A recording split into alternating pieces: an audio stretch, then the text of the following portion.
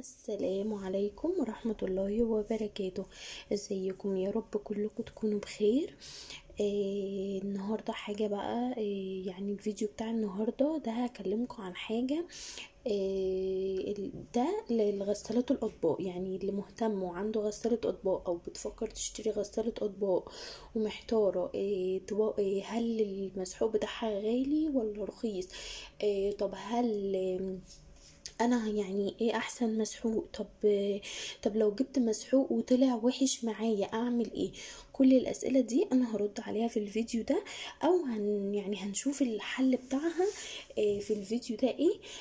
بالمكونات دول معايا هنا ده مسحوق بودر، ودي الاقراص بتاعت فيري، ودي كبه. طب هنعمل ايه بالكبه؟ هقول لكم. طيب دلوقتي انا اول ما جبت المسحوق خالص كان ده اللي هو فيبا. فيبا ده كيلو اهو، كيلو. تمام، وكان رخيص جدا، يعني سعره بسيط، يعني هو ارخص حاجة في مسحوق الغسالات الاطباق.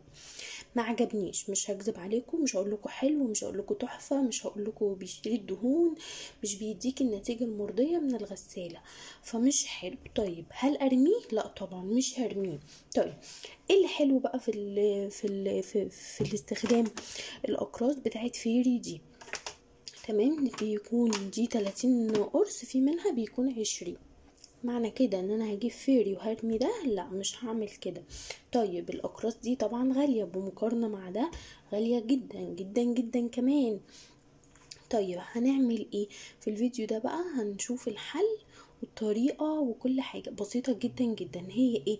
ان انا هاخد اقراص كام قرص من هنا على شوية مسحوق من هنا، وهضربهم في دي، وهيديني احسن نتيجة، وهبقى وفرت، وفي نفس الوقت يعني ايه، عملت المعادلة الصعبة ان انا وفرت والنتيجة مرضية معايا. يلا هنشوف هنعمل ايه، والطريقة سهلة جدا. بيكون شكل القرص كده. طب انا مش عايزه اعملها في الكبه، خلاص مفيش مشكله، بفضي دول بسكينه كده، بخرمها او بدبوس وافضيهم، واقوم فاتحه من هنا ومفضيه ومقلبه وضايفه من ده. الكميات بقى دي نسبه وتناسب كده. انا دلوقتي هعمل معاكم 4.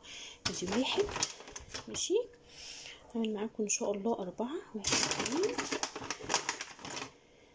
3